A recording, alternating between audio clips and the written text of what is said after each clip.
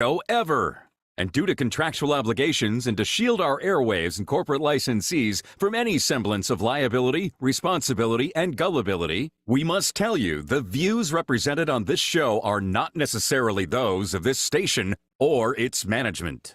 This radio show contains differing points of view on current political topics, and due to the nature of its contents, it should be heard by everyone. Thank you for listening. 3, 2, 1. Now live from the Devil Radio Studios in Madison, Wisconsin, where the political party is just beginning. Welcome to the Devil's Advocate Show. Friends proving it's never personal, only politics. Please allow me to introduce myself. Here is your host, Mike Crute. And welcome to the Devil's Advocates Radio Show. Crudy is off today. I am the other devil. I'm Dominic Salvi. I am joined today by another spectacular guest. We have the best friends, James Santel, former U.S. attorney, host of Morning Cannolis here on Civic Media on Saturdays, 9 to 11. That's correct. You invited me back. You didn't learn your lesson the first time around, so I'm back once again. Thrilled to be with you this afternoon, Dom. That's awesome to see you, man. Always, always, always. You know, I got great friends and attorney friends. Thank you, Maggie Dawn, yesterday.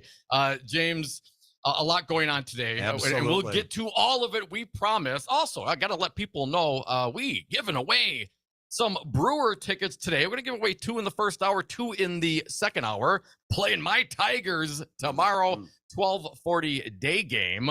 First callers, come on, get us up. 844-967-2789. Get your chance to win some of those tickets. Jim, the news today, obviously, Joe Biden, the president is of running the United again, States. second term. Very exciting. Very exciting, right?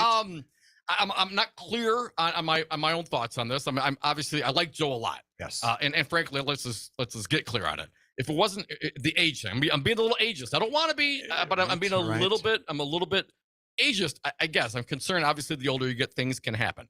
That being said, I'd rather have Joe there than anybody else that's running on the other side. Jim. Absolutely. And just coming out here, I heard on the radio again that, 71% of Republicans want Donald Trump to be the nominee on the other side.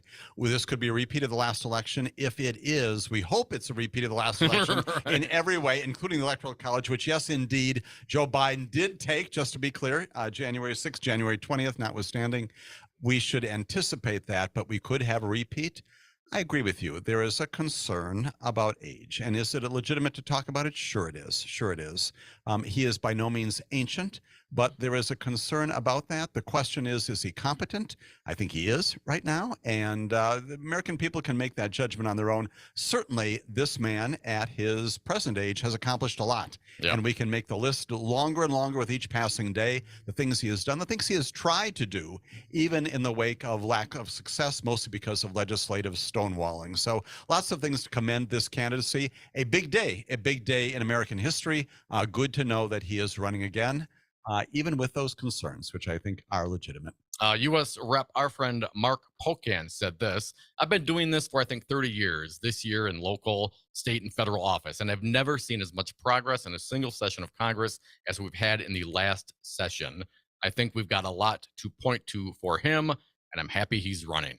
Absolutely. And when you put it like that, I mean, no right. doubt. I mean, if age is the only concern, it's not the Biden crime family, as Marjorie Taylor Greene and all these Republicans, going after Hunter Biden and all that, and that will play out. I'm fine with that.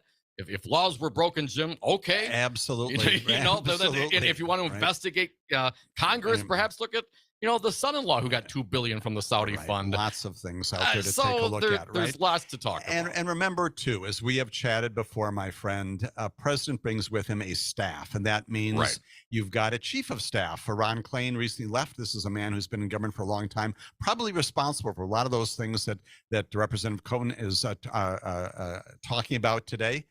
All those kinds of things out there. He appoints, obviously, an attorney general. He appoints members of his cabinet. All those people surround him, and they too make up government. So you get a package. You get a package. There's a difference between the package you would get from a Donald Trump, as we saw last time, and the investigations that followed, and the package, I don't mean that in a cavalier manner, the group of people he would bring into government that continues to change over time. We see changes. That naturally happens. His labor secretary recently left. We've got a new nominee there. Those kinds of things, they reflect the fundamental concepts, the fundamental views about the way the world should be that the president embodies. And so that's important to remember too. Ben Wickler, the chairman of the Democratic Party in Wisconsin, said this: "There is no path to the White House without Wisconsin. And here in Wisconsin, Democrats are fired up and united in an all-out push to reelect President Joe Biden." And certainly Wickler got him fired up here. The Dems here in Wisconsin, Tammy Baldwin, of course, she's going to be running again. Right. A fan favorite. Right. She gets lots of votes from lots of different people. It's going to be super interesting to see how this all plays out. Now, a couple other Dems apparently running or claiming to be Dems. Right. And there, Kennedy, he's an anti-vaxxer guy running. Exactly right. A certain quarterback who's now associated with the New York Jets has apparently endorsed Bobby Kennedy Jr. presumably because of his anti-vaxxing approach. That is good to know for a number of different reasons. Immunized, right? Jim. There He's you immunized. go. There you go. But now he's New York's issue. I won't say problem, but New York's issue. But yes, you've got Bobby Kennedy Jr. out there for a long time, a great environmentalist for part of his early career, advocating at the far end, good things about clean air, clean water, those kinds of things. More recently, concern, again, this is my perspective alone, maybe he's slowly becoming a Rudy Giuliani. That is, what is happening here that you're drifting into these conspiracy theories and these notions that vaccinations are not good for you. That's again, migrating into an area which we've seen before, good, legitimate people who all of a sudden become a little bit less down the middle of the road, if you will, here. So that's a concern out there. As a chaos agent, though, could Kennedy, with the name, running as a Dem, pull enough? I mean, he's not going to win a primary. He's not going to beat Biden in a primary, right? But again, given the age, and again, anything can happen to anybody at any time. Absolutely. But as you get towards the older parts of life, the actuarial tables, things do exist. Absolutely, right. And you get, by virtue of announcing, again, at that level, with that name, he will plainly get, presumably, enough votes to get on the stage at some point, if there is indeed a debate among Democratic candidates. There's not going to be a debate. Right? Come on. Right? He does have that credibility by virtue of his name coming forward, and there will be people who will simply say, I mean, used to. I mean, but when you start, you got everyone knows the Kennedy name, right? Santel, Salvia, not so much. Good names, but nonetheless not popular in the broad scope of things. Well, certainly, but also not anti-vaxxer. When you start associating your name with these kinds of things, absolutely. I mean, what are you telling me? Kennedy, are you putting chips in your body? No, I mean, are you QAnon in style here? I mean, I'm not clear exactly what the motivation is now coming and migrating this way. Marianne Williamson also ran last time, but a social justice activist, I guess. But again, I doubt there's going to be any sort of debate, and people, the Dems are going to rally around Biden. Any question about that in your mind, Jim? Not really. Those kinds of folks. There may be others out there who may draw some attention around the edges. Unlikely, unlike the party will splinter in some way. You're not going to get a Pete Buttigieg or certainly not Kamala Harris, who's suddenly going to say, well, wait a minute, I'm going to run myself. That's not going to happen. And the Democratic Party will be sufficiently organized, dare I say, for once, to bring this home, presumably for Joe Biden, assuming, again, everything else is routine. And between now and then, obviously, the economy continues to be an issue. Things overseas, all sorts of environmental issues can happen. We've seen that in the past. Those can all influence the course of a campaign. Probably unlikely that if he remains healthy, which we assume he will, we hope he will, certainly, that he will be the candidate and go on to win this next election again. There is no such thing as a certain election, as we know. We saw that on the morning of early November of 2016, when we all woke up and saw that, oh my goodness, Hillary Clinton is not our next president. So anything can happen out there. But right now, this is good news today. We celebrate that, and looking forward to a vigorous campaign by presumably the Biden-Harris campaign going forward. Don't compare me to the almighty, compare me to the alternative. There you go. What's the alternative right now? It's Donald Trump, who's been he's been indicted on fraud charges. And check back in a few hours where else may be indicted. We talked about Fonnie Willis, right? Maybe sometime soon, maybe the Department of Justice as well. And my sense from the early messaging from the Biden campaign is just that. Compare me to the alternative. And I also get the sense that the campaign recently and going forward here is also going to be about broader liberties and rights of Americans. You see him talking more and more about that. He talked about a lot about democracy. Remember his speech not too long ago, chatting about the importance of a republic, the future of who we are. I think it's going to animate a lot of that, which again plays into that notion of look at my opponent. He is not about the future. He's not about human rights and civil rights and all those things we value so very much. I think that's also going to be a major part of his campaign. Again, assuming that things like the economy do not overshadow things, and they probably won't.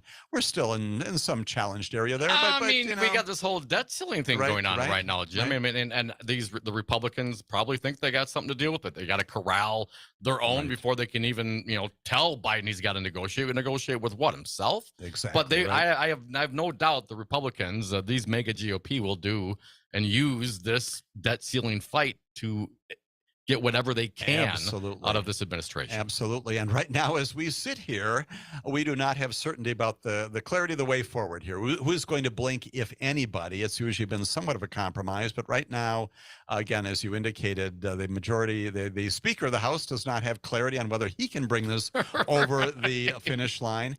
And certainly the White House still saying, well, we're not negotiating about anything. Let's do a clean bill and we'll talk about reductions later on. Well, absolutely. And this is technically, isn't this Donald Trump's tab that's coming due now? This is the We're last. paying the bills from the past. We've done this already. When you pass the budget, you're going to deal with it at that point. And this whole thing, to have to go through this two-step process. Yes, let's allocate spending the money, then let's actually pay the money. It's a little. It makes for this kind of problem, negotiation, banter. I'm not clear what you call it, but why go through it twice? I mean, why? It just seems like there should be a legitimate and efficient government that would not have to say, yes, we're going to do this. Here's our priorities, and here's how we're spending the money. And then, oh yeah, we got to go beg to cut the check. Right. And it makes people out there who run businesses, who work for businesses, think, gee, where does this government come from? Right. Every other business does what? It establishes a budget for the coming year. At the end of the year, if you met the budget, maybe you've exceeded it in some way, some positive way, maybe in the black, maybe in the red, and you do that year after year. Who out there has this option, if you will, to continue bills in the pocket, if you will, and then pay them back over time? It's the United States government. And once again, it prompts people to think, what is going on here? If this goes badly, and it shouldn't, we do need to resolve this problem soon. But if it goes badly, it gives people fodder to say, well, that was the Biden problem. A shutdown. That's what they'll go for. Exactly. Folks, we are the Devil's Advocates. We will never shut you down. Join us. Going to get into the other branch of government, the judiciary. 844-967-2789.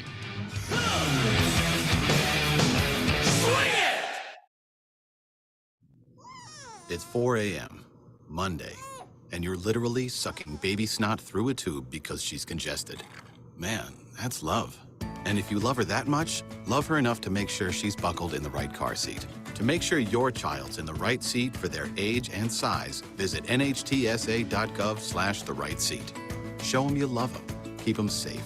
Visit nhtsa.gov/the right seat. Brought to you by the National Highway Traffic Safety Administration and the Ad Council. My Alzheimer's diagnosis was hard to take. But early detection allowed us to take control of the situation together. Talk to your family about seeing a doctor. Go to alz.org/time to talk. A message from the Alzheimer's Association and the Ad Council. The Devil's Advocates, the fix for political junkies everywhere. You could nominate your D-bag of the year. Got a nominee for us? There were so many of them as we can do. I had to go with the ranked choice system. Okay? I like the way you think, Rico. Okay. What else you got? Rojo. Listener poll. I think this nominee for D-bag of the year pretty much sums it up.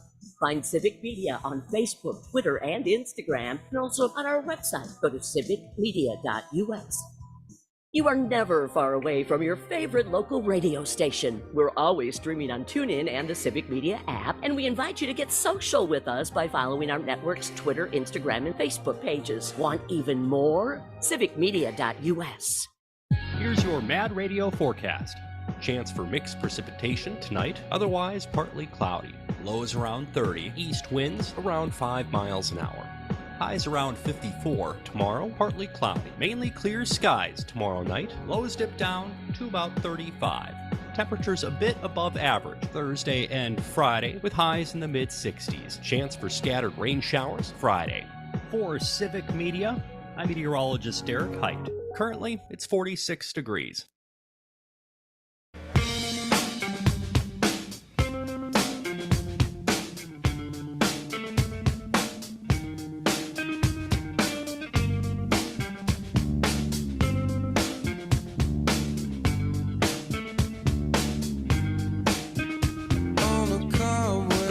all of political talk. The Devil's Advocates. And we're back. Thank you for listening to the Devil's Advocates radio show. Phone lines open, giving away some tickets.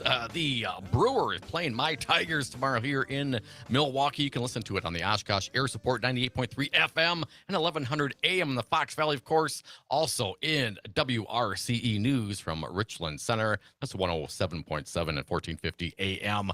Give us a call. Tell Evan you want some tickets. We will give them away. I got to give them away, folks. They told me to give them away. We'll give them away. 844-967-2789. One of these days, Evan's Jim got the tickets. He's got the tickets. One of these days, we'll keep them for ourselves, but not today. Not today, today. They're the audience. They are for you. We appreciate you listening. Once again, 844-967-2789. Let's the judiciary, man, the Supreme Court. There are justices out there, it turns out, right? Clarence Thomas, Associate Justice, longest tenured justice on the Supreme Court. Sounds very right, fancy. Right, exactly. Remember, he was nominated by George Bush. Remember, Anita Hill at the time came forward and recall said, some. I've got some issues. He was the head of the EEOC, not a judge before he became a justice. That doesn't preclude you from serving on the Supreme Court. But we had a very tumultuous nomination confirmation proceeding. And now he's back in the news again. Not that he's been out of the news, but back in the news again, not because of allegations of sexual harassment, but because of all sorts of things related to disclosures of money. Right? You know, I mean, it sounds very, these Republicans, and I'm going to put Clarence in this, and certainly Trump and their ilk and the new breed that's coming up, very gangsterish. You know, hey, I got rich friends. Right.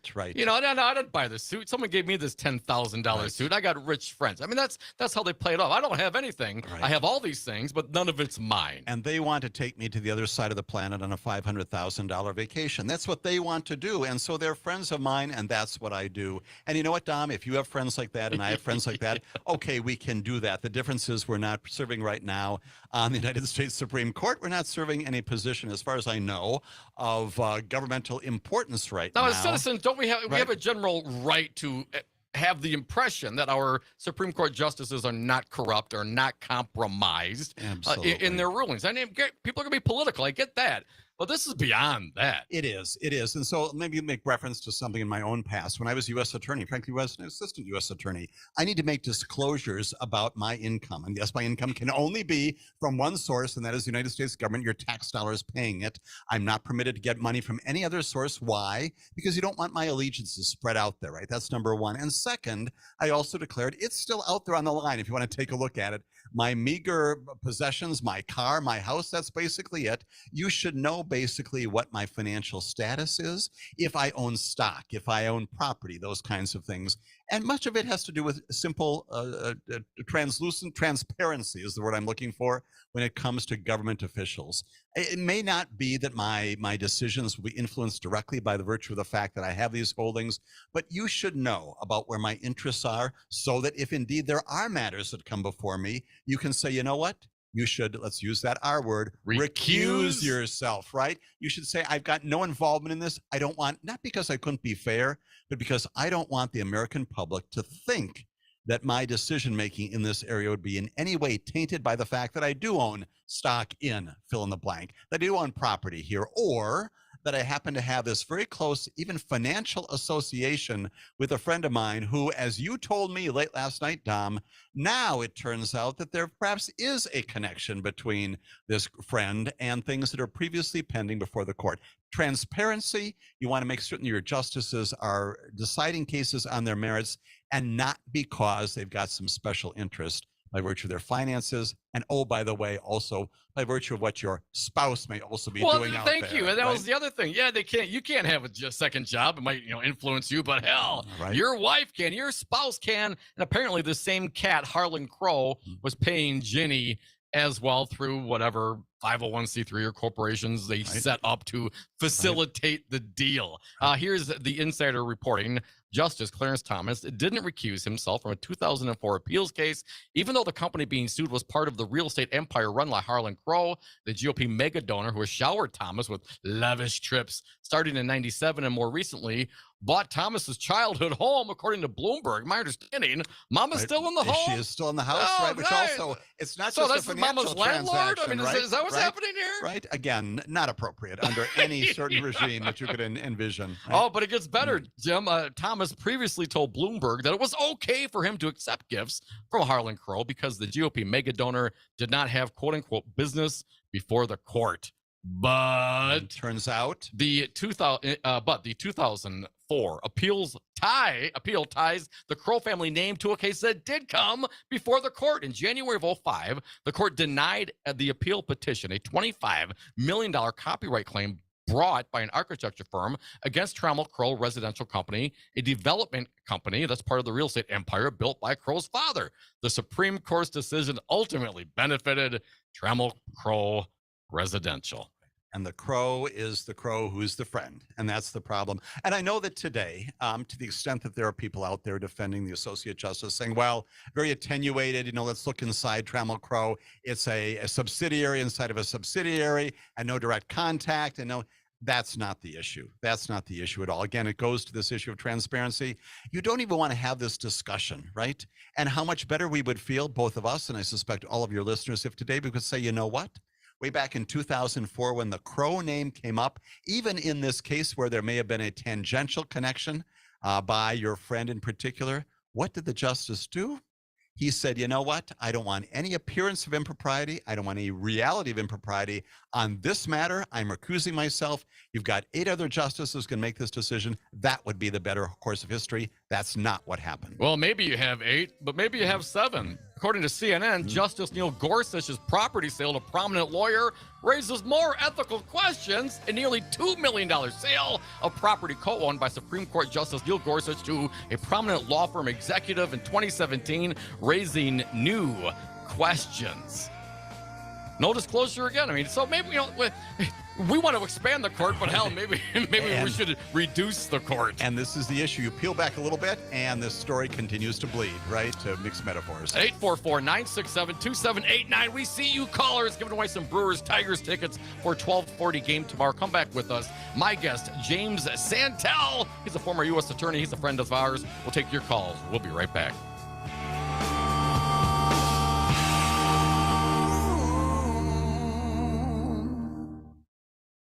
From the Devil's Advocates to the Cripes Cast with Charlie Barron. You want a hot dog? You're not invited to my cookout. That's for guys who aren't sure. We're doing brats. This is Mad Radio 92.7 WMDX. ABC News, I'm Alexis Christoforous. The Justice Department calls it the single largest North Korean sanctions penalty in the agency's history.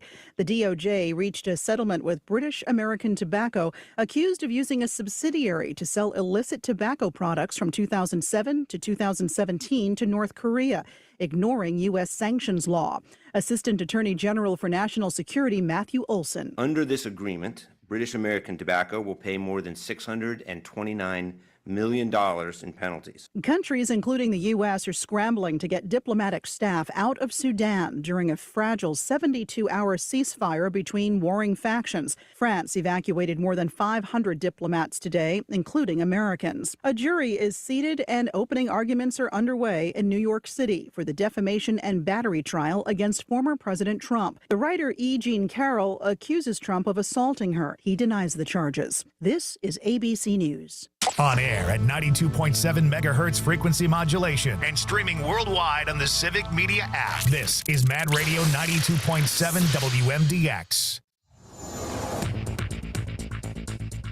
For Civic Media, I'm Jane Matnair. Here's what you need to know. Wisconsin's Republican U.S. Senator Ron Johnson wants a statewide referendum on abortion, telling the Milwaukee Press Club, quote, I have a hard time believing people would allow abortion past about 12 weeks, unquote, but he did not say how he would vote. Before Roe was overturned, women in Wisconsin could seek abortions up to 20 weeks. However, Wisconsin voters can't change state law by referendum. Instead, a constitutional amendment would have to be created and pass the GOP-controlled legislature 2 consecutive sessions before voters could even weigh in. With student enrollment down, school districts in Racine, Wausau, Superior, and La Crosse are among those with plans to either close or or combined schools. The Wisconsin Policy Forum reporting the 2020-2021 school year was the 7th in a row that public school enrollment was down in Wisconsin. I'm Jane Matnair. This is Civic Media News.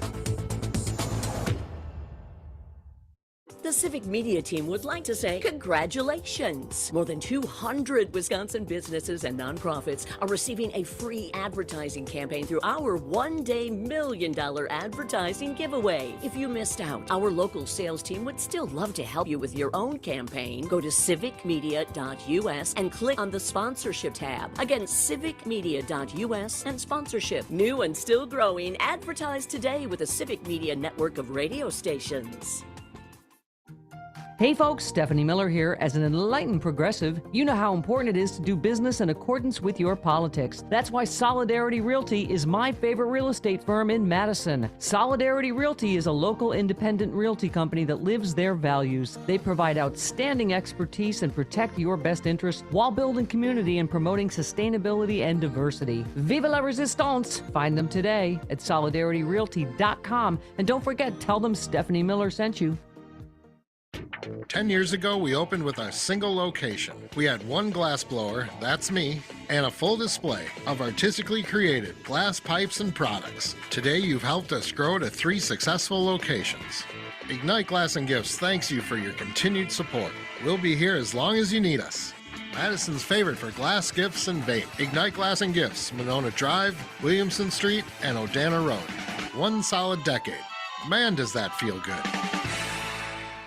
My Shiro always goes the extra mile, stretches every dollar, puts others first. But now it's your time, Mom. Get free tips to help boost your retirement savings now at aceyourretirement.org.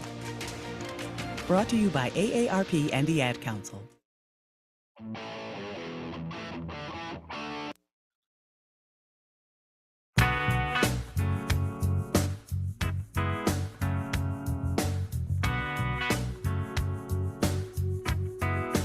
The Devil's Advocates.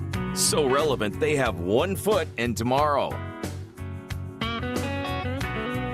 And we're back. Thank you for listening to the Devil's Advocates radio show. Giving some tickets away. The Brewers playing my Tigers tomorrow, 12:40 in Milwaukee. We got some callers on. Let's give them away. John, you are the lucky winner. Thanks for listening, John. Thanks for calling. You get the tickets, 12:40 tomorrow. Go Brewers. Any political thoughts today, John?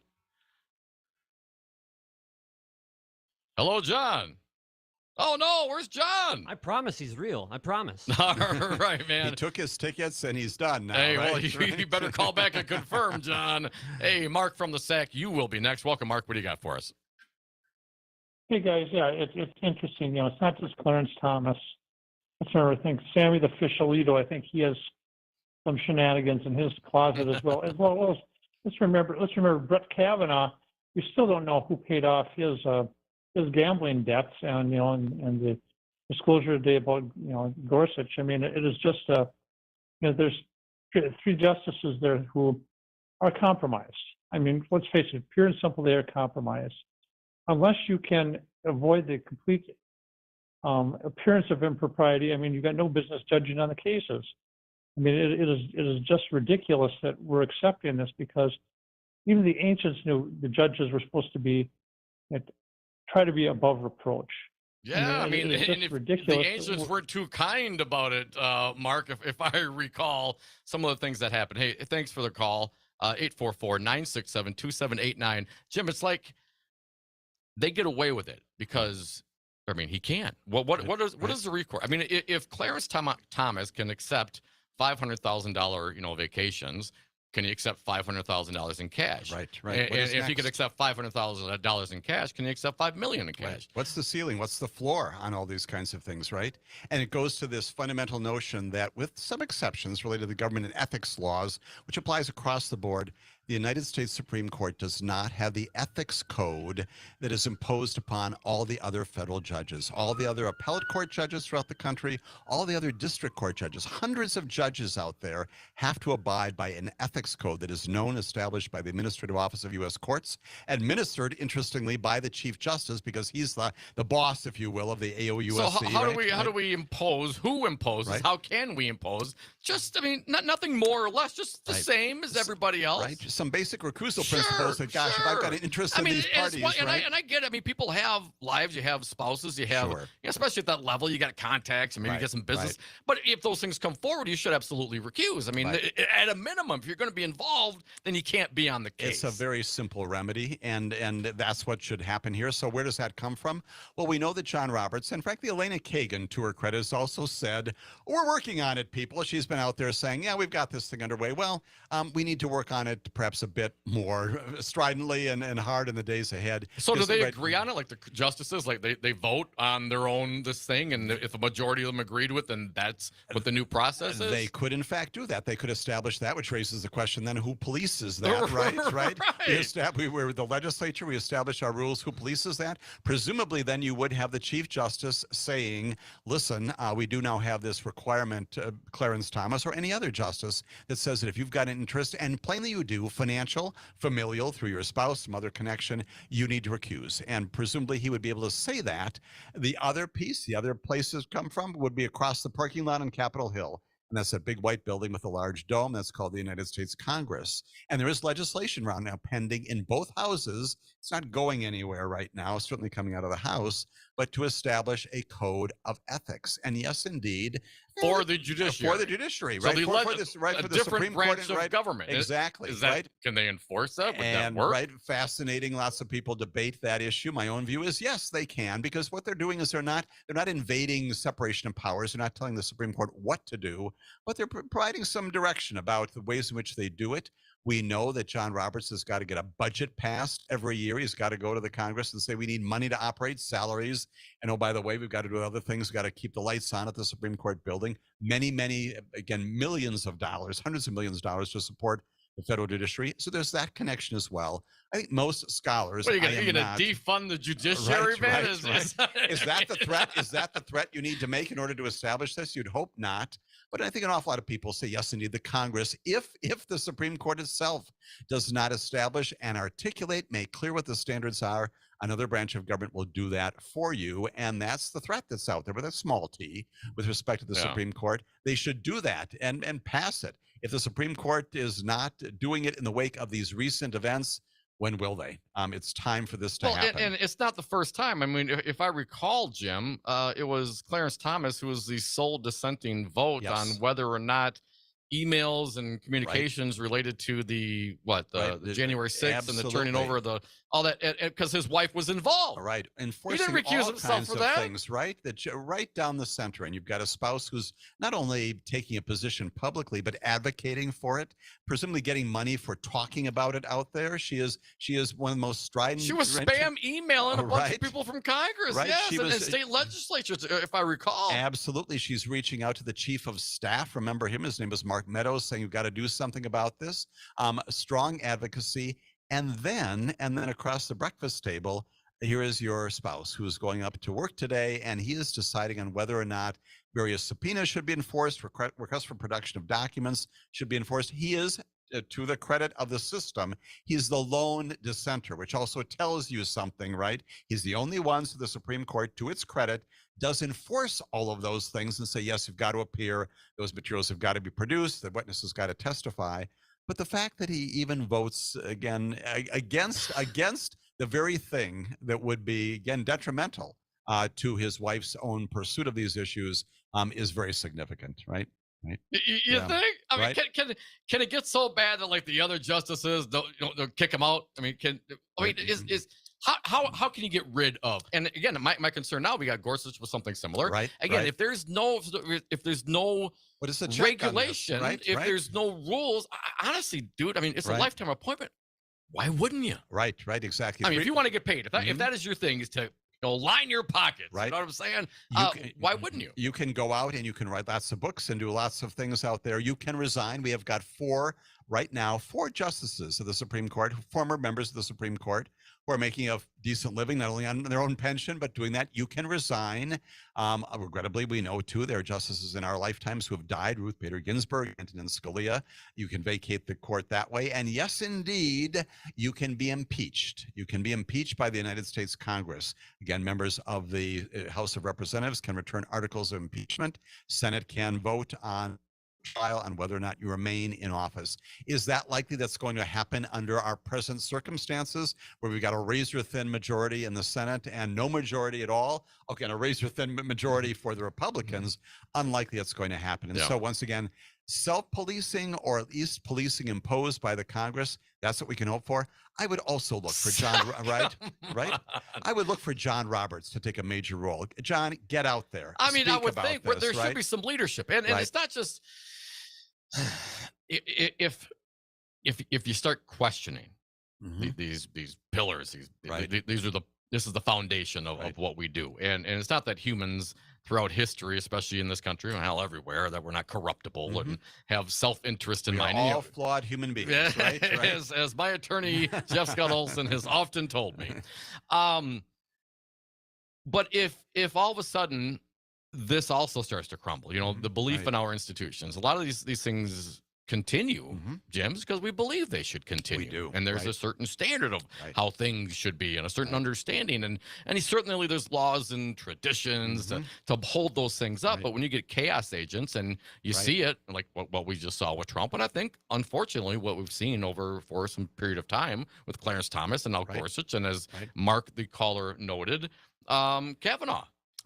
He had debt coming in. Where'd that debt go? Well, we don't know. What do you mean you don't know? I mean, how's that? Whose job is it to know these things, Jim? It should be, of course, from the justice himself or herself to say, in the concept of rightness and decency, I've got to produce that. Again, laughing broadly, I can see, Dom. And so that's probably not going to happen. But your point is a serious one, and that is just this. Look at what the Supreme Court is deciding. Not just Dobbs last year. Yes. Not just a guns case. Look what's coming up. We've got everything, once again, from environmental issues. We've got this recent matter, again, abortion revisited a bit by the Supreme Court just this past week. All these major rulings about everything from healthcare to education to voting to LGBT rights. They're making major decisions, and here's the point. If at some point Americans look at the Supreme Court and say, you know what, not only do I disagree with their opinions, which you can do, God bless America, you can advocate in opposite directions, but I don't trust them. And that institution is incredible in the literal sense of the word, because they're corrupt, they're taking money, and they're not disclosing this. I am no longer going to follow what they say. And that means that when the Supreme Court, in about 6 weeks from now, starts issuing all these major opinions, people around the country say, you know what? Doesn't apply to me, not my court. They're not the ones. That's when exactly what you described happens. They begin to crumble. That's when our republic begins to fall. And that's why this is no small issue to talk about. It's hard. I mean, because if the Supreme Court says, no, you can't have the abortion drug, well, I mean, you go out and manufacture it, or who's going to make it? Who's going to distribute it? I mean, while I get the philosophy, I mean, I follow lots of laws, or I don't follow laws, lots of laws that I don't agree with, Jim. But you pursue them still. You know what that is? That's the rule of law. Because we've got it so instilled in us, whether or not we take civics courts or not, we've got this notion that when that there is a speed limit up there, that maybe I'm going to go 9 miles over the speed limit to avoid being arrested here. When we've got even more important things out there about the ways in which we engage with one another, we're going to follow those laws because we've got a sense of the rule of law. That's a part of our community. That's who we are. If indeed at some point we say that the very people who are establishing those rules, things that are maybe not quite as simple as a stoplight, things related to securities issues and stocks and bonds, things related to how banks are operated. We've seen that recently. Things related to how our healthcare industry is operating, the prices of drugs, those kinds of things, all those things that are regulated by legislatures, by agencies, and yes, indeed, decisions made by courts. Decided by courts. By courts. Who can take the money and not disclose it, and there's nothing we can do about it. Right, exactly. I mean, just to get to the point, I mean, ultimately, the resolution would be that the American people get so fed up, so disillusioned that they vote, through the legislature, a bunch of, who they want to represent them as a specific issue to expand the court. Exactly. Right. That's the remedy. You can do that legislative. You don't have to go to the Constitution. You have to go to the Constitution if you want to change this lifetime tenure thing. That's the good behavior language there. But you can expand the court. It's been as small as 5 up to 11, 7, 9, and since about the 1890s or so, we've been at the present number. You could go in tomorrow with a majority of the House and the Senate and get the president to sign off, and then you can increase the number. You could do that. Again, that gets to the larger issue. It's all about voting, right? We've got a 2024 election, as we just talked about. You've got 2 candidates at least on either side, And does that make a difference? You bet it does. And so those where do Supreme Court justices come from? They come from presidents who nominate them, as we know, and senates confirm or not confirm them.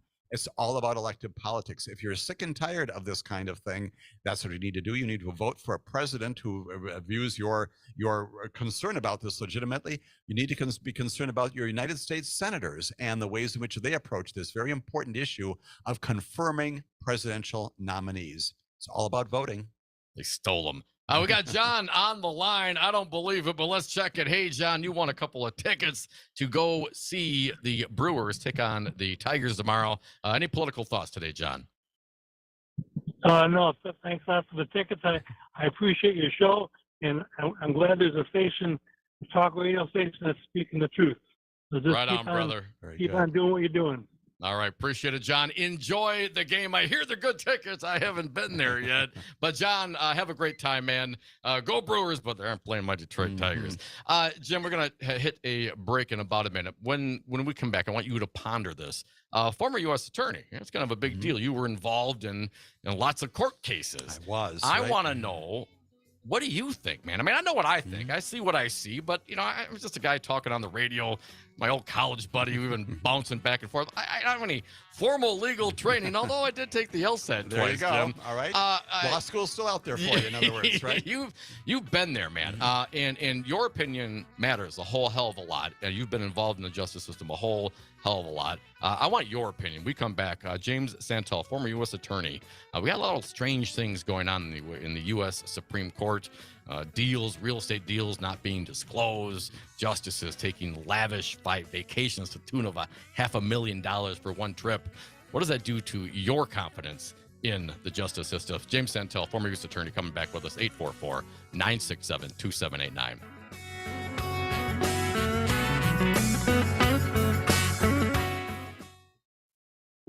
If you can plan barbecues and weddings, you can plan to protect yourself from a natural disaster. Sign up for local alerts, prepare an emergency kit, and make a family communications plan. Get started at ready.gov/plan. Brought to you by FEMA and the Ad Council.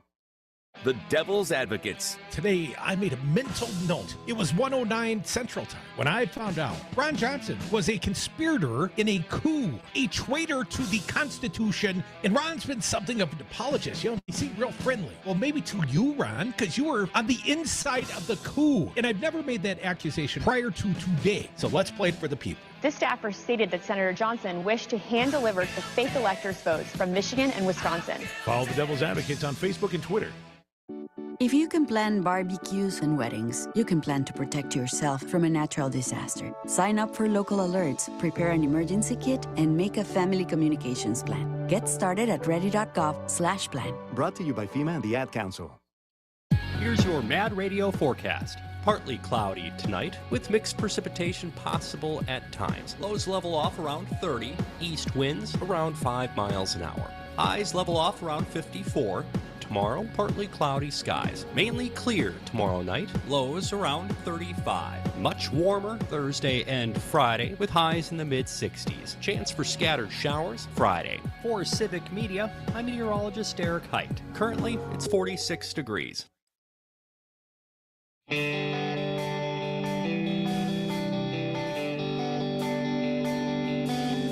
The Devil's Advocates, tackling the issues you're not allowed to talk about at the dinner table.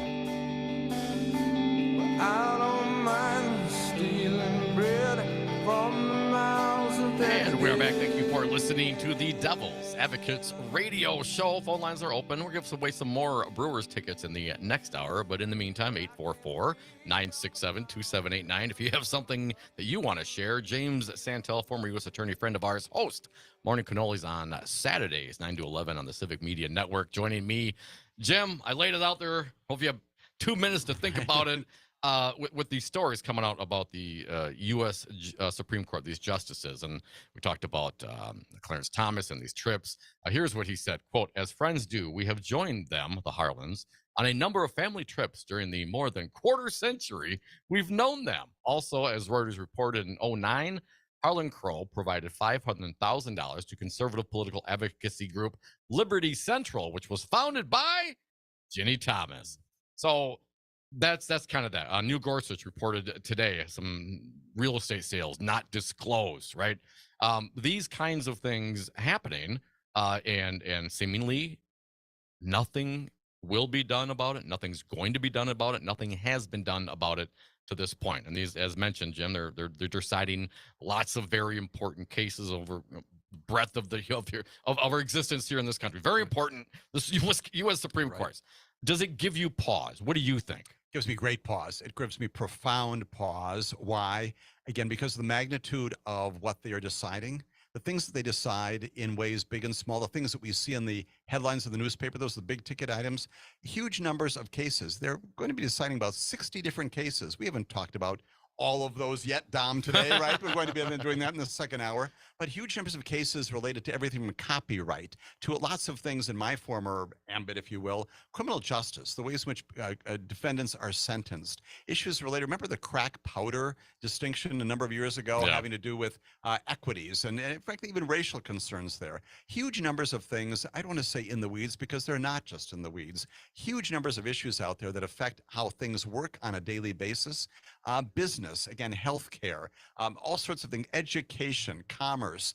They've got a intellectual property case they're going to decide soon, having to do with everything from Andy Warhol to Prince. That one's coming up, right? And again, we may think that that's sort of humorous, but it's a big deal for the future of intellectual property and all kinds of things out there. And so when we look at that, we should look at that and say that the people who are making this decision are above reproach. There's no suggestion whatsoever that they are in any way influenced, and significantly that we know who they are. Now, we don't need their grocery lists every week. We don't need to know how much they're putting in their Subarus for gas every week. But we do need to know about their sources of income. And even if they're not, even before this word broke about Trammell Crow, we were concerned, all of America was concerned about the notion that we had a justice who was getting lots of money from an outside source, not just from his salary. All of those things should be disclosed. Again, not because we necessarily think that they're going to be deciding cases in those areas, but because it is about transparency and we should know who our leaders are. And gosh, there are only 9 of them, right? This is not a matter of having to, well, there are 435 members of Congress. There's 1 president, members of the cabinet, many other agency officials who are appointed.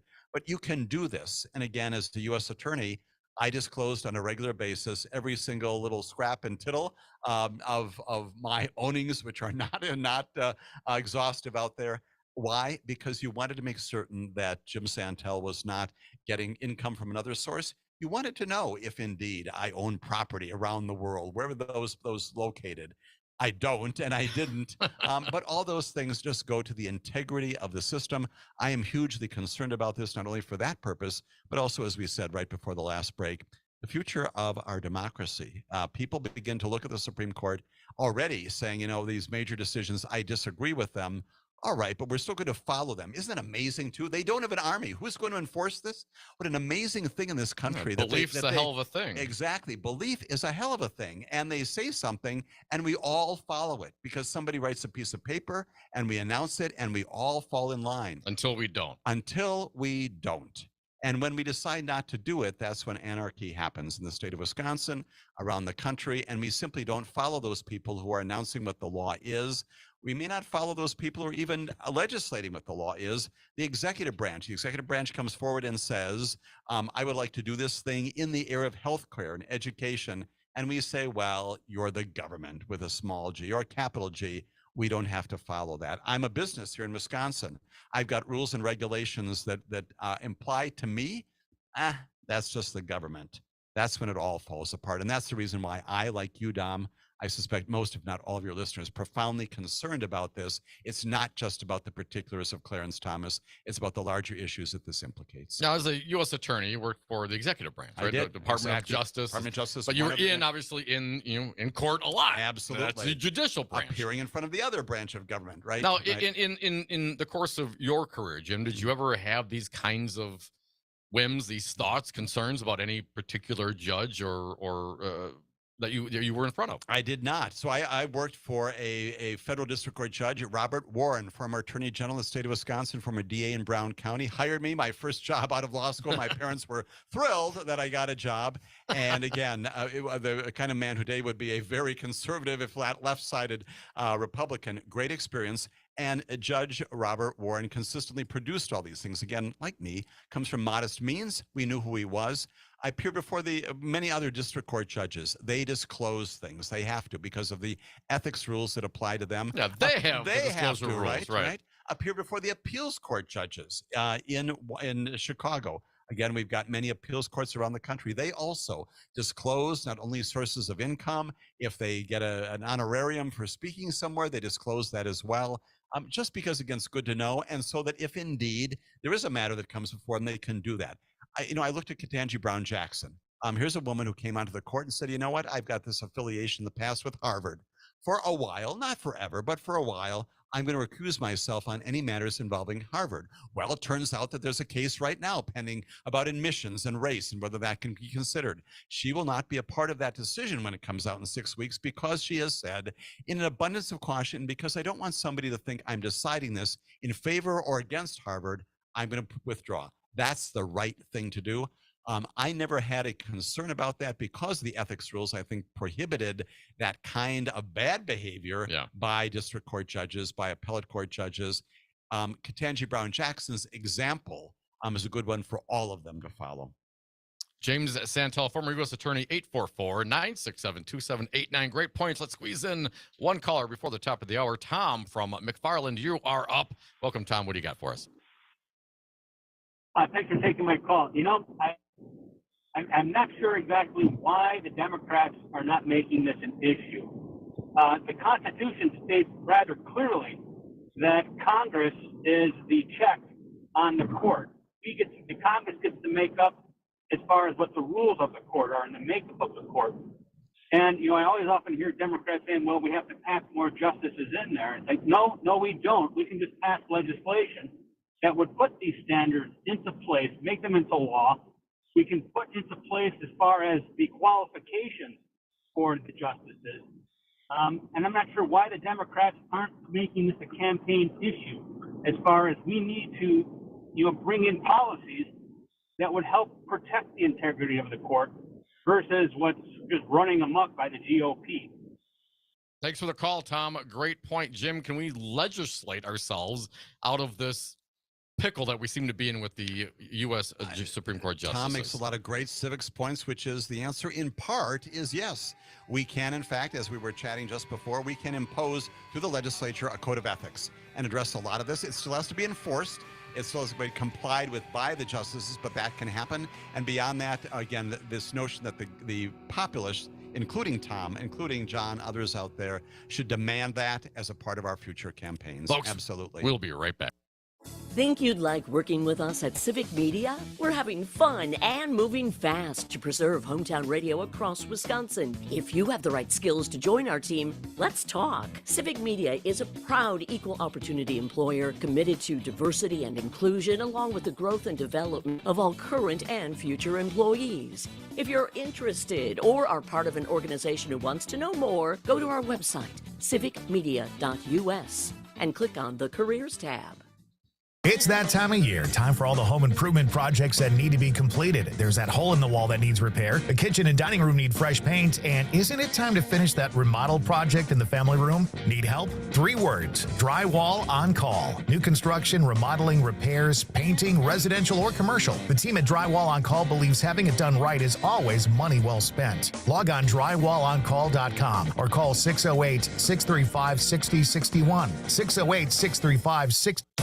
You're listening to Mad Radio, WMDX 1580 AM Columbus, W224EG Madison, and always streaming on the Civic Media app.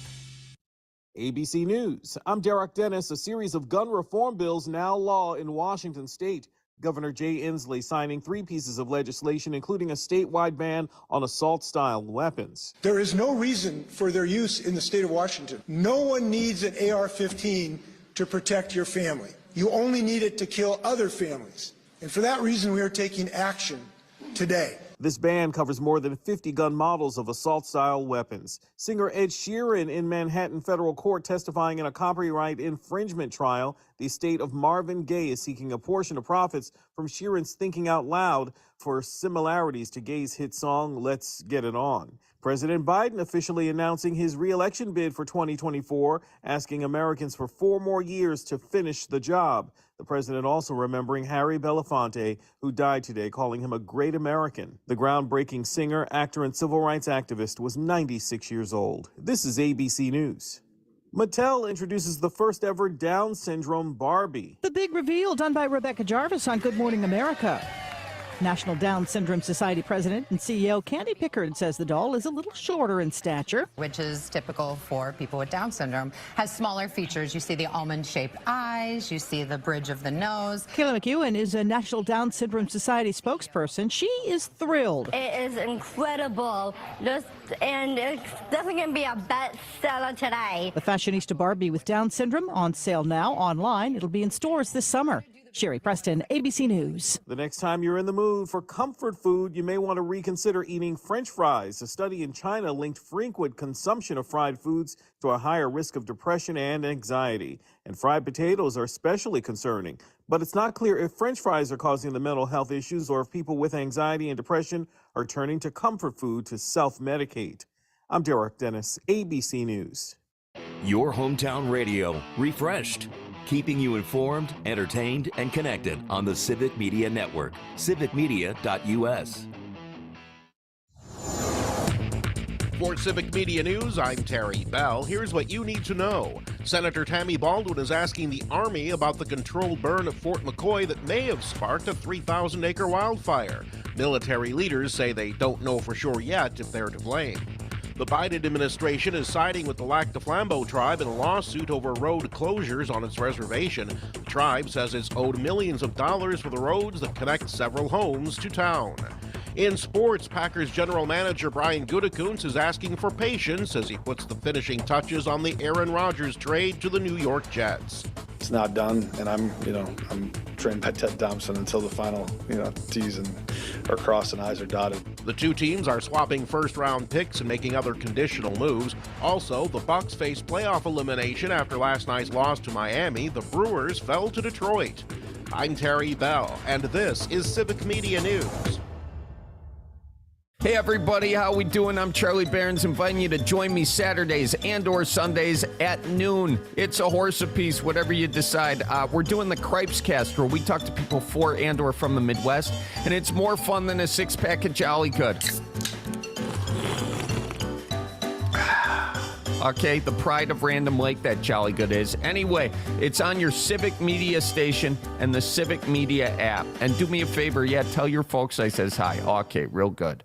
Your official home of Under the Helmet with the Gravedigger, featuring Packers legend Gilbert Brown and Earl Ingram. Saturdays and Sundays at 1 on Mad Radio 92.7 WMDX. No Wisconsin resident should ever have to be without heat, water, or power. The Keep Wisconsin Warm, Cool Fund and your local energy assistance providers are here to help. For a hand up, apply today and call 1-800-506-5596. That's 800-506-5596. Or visit www.heat.help. I'm Corey Bang from Mad Radio 92.7 WMDX, and here are some events that are coming up in the area. On April 19th, go check out Madison's funniest comic that's taking place at Comedy on State. Show starts at 9 o'clock p.m. On April 20th and 23rd, go check out the famous Shakespeare's tragedy Macbeth that's taking place at the UW Villas Hall Hemsley Theater. Show starts at 7:30 p.m. on April 20th and 2 o'clock p.m. on the 23rd. On April 21st and 22nd, go check out romantic comedy It's All Overboard that's take place at the Broome Street Theater. Show starts at 8 o'clock p.m. You also cannot forget about, on April 22nd, go check out Artemisia at the Oberschur Center Playhouse. Show starts at 7:30 p.m. If you have an event you'd like us to tell others about, let me know. Email me at corey.bank@civicmedia.us and we'll tell the community about it. We're Mad Radio 92.7 WNDX. You care for the house, the kids, and our future. A shero's day is never done, so let's start saving a little more now. Get free tips to help boost your retirement savings. Visit aceyourretirement.org. Brought to you by AARP and the Ad Council. Thank you for listening to your local Civic Media radio station on air. Now join us anytime by finding and following our Twitter, Facebook, or Instagram pages. You'll also find social media links for your favorite shows and hosts on our website, civicmedia.us. Mad Radio 92.7 programming is produced live in the Solidarity Realty studios. Solidarity Realty, there is an alternative. Warning, you are about to listen to the greatest radio show ever. And due to contractual obligations and to shield our airwaves and corporate licensees from any semblance of liability, responsibility, and gullibility, we must tell you the views represented on this show are not necessarily those of this station or its management. This radio show contains differing points of view on current political topics, and due to the nature of its contents, it should be heard by everyone. Thank you for listening. 3, 2, 1. Now live from the Devil Radio Studios in Madison, Wisconsin, where the political party is just beginning. Welcome to the Devil's Advocate Show. Friends proving it's never personal, only politics. Please allow me to introduce myself. Here is your host, Mike Crute. And welcome to the Devil's Advocates radio show. Crudy is still off. I'm your co-host, Dominic. I'm here with my friend, James Santel. He's a former U.S. attorney, also host here on the Civic Media Network. Morning Cannoli Saturday, 9 to 11, all across the network. You can tune in or you can just listen right now as well. James Santel, thanks again, man. You kept me here for a second hour. Yeah. I'm delighted I passed the test and looking forward to more great discussion with you, my well, friend. man, you know, it's too long. It's been too long, and so we got some catching up to do. We do. Man. We do. We've got lots of things to chat about. Last hour we broke down some of the goings on at the U.S. Supreme Court. Let's focus now a little bit on this hour if we can to some of the legal challenges, the headwinds Donald Trump is facing, and today the E. Jean Carroll case. Right. Seated a jury today, opening statements. What's your take on this right now, Counselor? Right, Manhattan Federal District Court, a trial court, and so as you said, we've got a jury that's right now listening to evidence about something that happened, perhaps that's the allegation by E. Jean Carroll, somewhere around 1995, 1996, in the Bergdorf Goodman store in Manhattan. And I won't go into all of the specifics here, but fairly lurid. She maintains that while she was there, she confronted Donald Trump and he confronted her. They kind of recognized each other. And he says, I want to go purchase something. They go to the lingerie department. Of course. Of course. And again, depending upon who you believe, the next thing you know, he is pushing her into a dressing room and sexually assaulting her. There's more graphic detail to that, which I'm going to not repeat right now. That's the basic allegation. And she's been describing this from time to time over the period of the last 25 years. Right after the event, she does in fact go to some friends and she says, guess what just happened to me? Doesn't go to the police, but does recount it, fairly contemporaneous with it. That's an important point in this lawsuit, that there was some contemporaneous reporting of it. Donald Trump, of course, from the time that this first surfaces, when she talks about it publicly and in writing, says no, this never happened. When he is the president of our United States of America, and she is talking about this again, he very famously in the White House says this did not happen, says, among other things, scurrilous. He says, look at her. Would never be attracted to her. She's not my type. She's not my type. This is the president of the United States of America talking. And she turns around and she says, you know what, you've defamed me. And so she brings a first lawsuit alleging defamation. You have said things in the public domain that are not true. And that case, Don, believe it or not, is still pending in the federal courts, having to do with question about who is the proper party defendant. Is it Donald Trump? Was he speaking as the president, as the government, or was he speaking as a private citizen who can be sued for saying such things? That's exact. Hard to imagine that he wasn't acting in his private capacity, but the courts are still wrestling with that.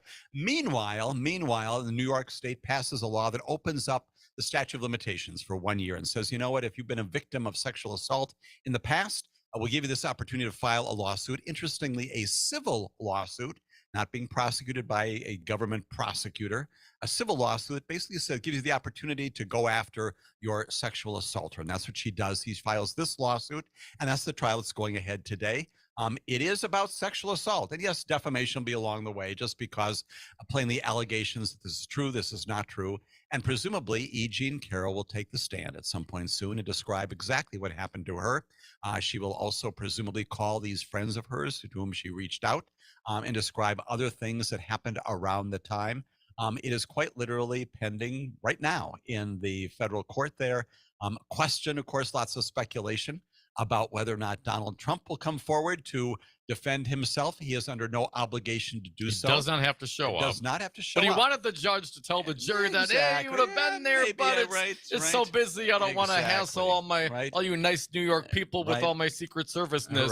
Don't want so to I'm not going to. But the judge said, no, we're not doing that. We're not saying doing that. Right, exactly. And so many of the things the judge is restricting as we go forward appropriately in this trial.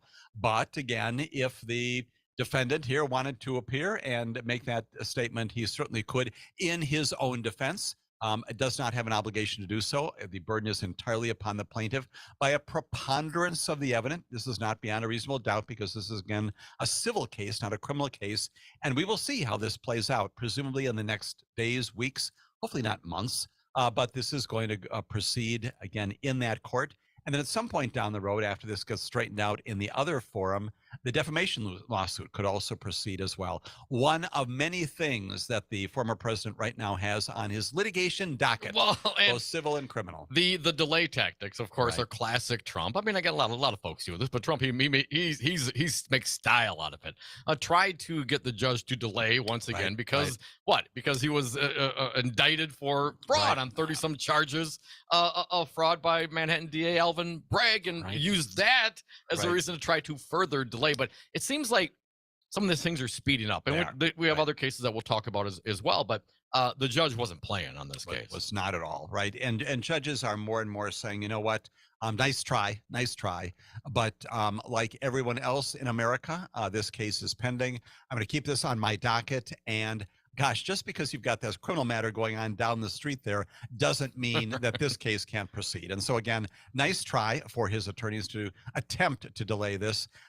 Is it to the advantage of a defendant, typically in criminal cases and in civil cases, to delay? Sure it is. Why? Because things get old, memories fade, evidence sometimes gets lost along the way.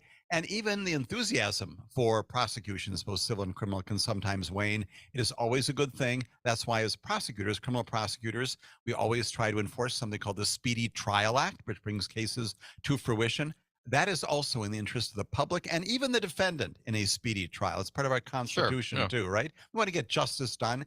And I would say the same thing applies to civil cases as well. Things that are pending for years and years and years. It is not like wine. It does not get better over time. It sours, if anything. It's like open wine. Right. You got to drink it fast. Open wine, right? And so that's my analogy, not wine, which does get better perhaps over time. Open wine does sour over time, as do civil cases. And so this one proceeds apace, as do all these other things. An awful lot of judges, again, we haven't talked yet about the civil lawsuit brought by Letitia James. Again, that's also in front of a Manhattan judge who's likewise said, no, that's going to trial in October of this year, not giving any further delays, and not, frankly, giving any countenance to the notion that, gee, in 2024, this particular defendant might indeed be involved in a campaign for the White House. That's very interesting, but not going to affect my calendar, the judge says. And so all these things, I think we've got it just right, Dom. Judges more and more saying, no, we're not going to countenance this attempt to delay things, not in the interest of justice. James Santel, former U.S. attorney, my guest for the day. NBC News reporting, Jim, that Trump sat for a videotaped deposition in this E. Jean Carroll case in October. Her attorney says that in court filings that she plans to use Trump's deposition at trial. Right. You can do that, again, with permission of the court, especially if a party is not there. Plainly, one of the things you want to be concerned about in a deposition is you want to be able to do cross-examination and do that in-court stuff. So presumably the attorney attorneys knew about this at the time that they did this second deposition. In this case, this is apparently the one where the defendant, Donald Trump, did not invoke the Fifth Amendment 400 times. And this was recent, the second one. Recent, yeah. Very recent, just happened recently, presumably done for the purpose of trial. Of and this again, trial, yes. this trial can present that. And so unlike normal depositions where usually they're sort of one-sided, if this is presented, look for there also to be excerpts of it, perhaps, by defense counsel saying, well, they're going to play more of this to give you some balance, members of the jury, to put that in context. Again, can be used in a civil case. Do not have the Fifth Amendment issues it would otherwise attach here. Okay, let's talk about the Fifth Amendment issues. My understanding in civil cases, if you say that you take the Fifth Amendment, the jury can presume that you are guilty, or I forget the terminology. Sure, absolutely. That's exactly right. You always have a Fifth Amendment right. Yes. As James Madison stuff. Freedom to not incriminate myself and give you answers that would tend to suggest that I've committed a crime, right? So that's the fundamental right, always attaches to you. The adverse inference. The adverse that's inference. What that's the language we're going to use. And so a judge will instruct the jury that indeed the defendant or the party has the right to do that. But you, members of the jury, can infer adversely that the answer to that question would be unfavorable to the speaker, the person who's answering the question. And if indeed there are questions about what has happened here at Bergdorf Goodman, other things around the edges, if there are statements to which or questions to which the statement is responded, I'm going to raise the Fifth Amendment. You can infer that just the opposite, just the thing that the plaintiff is advocating for is in fact what happened. And so that's a big thing. That's a big thing in a civil case, which can be invoked here. And I wonder, because he was sat for 2 depositions in the E. Jean Carroll case. And my understanding, the first one, did he take the Fifth Amendment? He apparently, again, I sometimes get these confused because he's done so many depositions. Well, and the one for James was like 500 times. Exactly, he took the Fifth. Right, exactly. So we've got a lot of them out there. I'm sorry, I'm blending my Trump cases. And all of us get them confused over time. He's taken a lot of depositions. But if he did the first time, he came back, maybe clarified, maybe clarified. something. And you can do that again in pretrial discovery. You can do that. You want to revisit issues.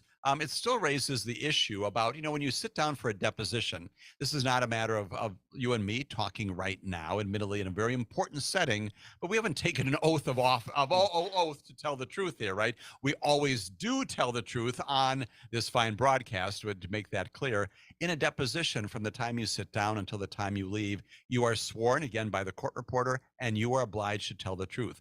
A perjury prosecution, as difficult as those are, could be premised upon a knowingly false statement in a civil deposition. Again, it's not easy to bring perjury prosecutions, but you are still under an obligation to tell the truth. And that, again, is the reason why it can be presented in a trial down the road, because you take the same oath if you're live, if you're there. The judge says, raise your right hand. You promise to tell the truth, the whole truth, and nothing but the truth. Same thing goes on. Folks, you're listening to the Devil's Advocates. That's James Santel. He's a former U.S. attorney. He is a friend of ours and host of Morning Cannolis on Saturdays, 9 to 11, here on the Civic Media Network. Stick around. We got some Brewer tickets to give away. They're playing My Tigers tomorrow here in Milwaukee, Wisconsin, 12:40. First pitch. You can win your tickets. You got to go to the game, though. Got to give us a call, 844-967-2789. First caller. I'm giving the first caller. We're not even playing games. We're giving away, and we're getting to the politics. I want to get to some of the other cases. Again, E. Jean Carroll case today against Donald Trump. The jury has been seated. Opening statements have been given. Here we go. We have others to talk about. James Santel, my guest. We'll be right back.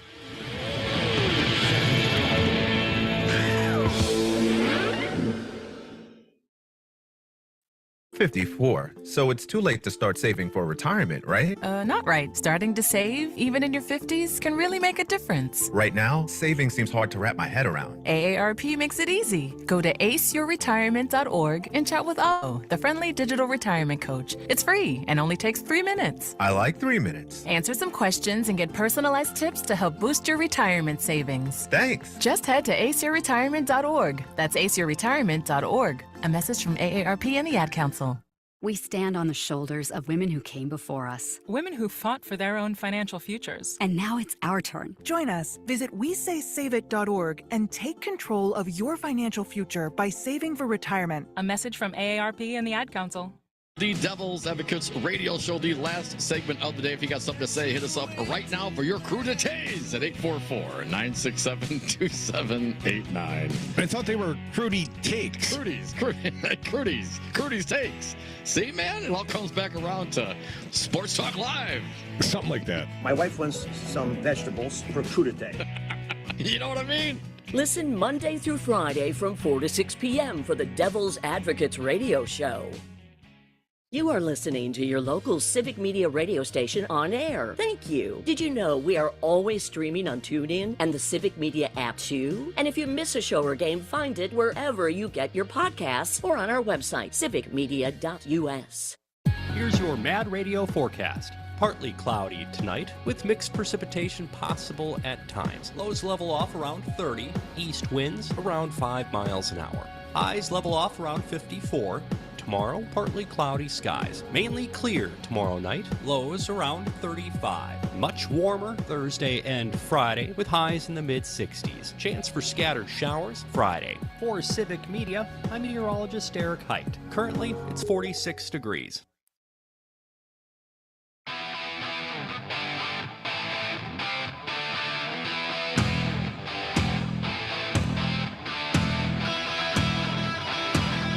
The Devil's Advocates know how to kick ass and chew bubblegum, and we're all out of bubblegum.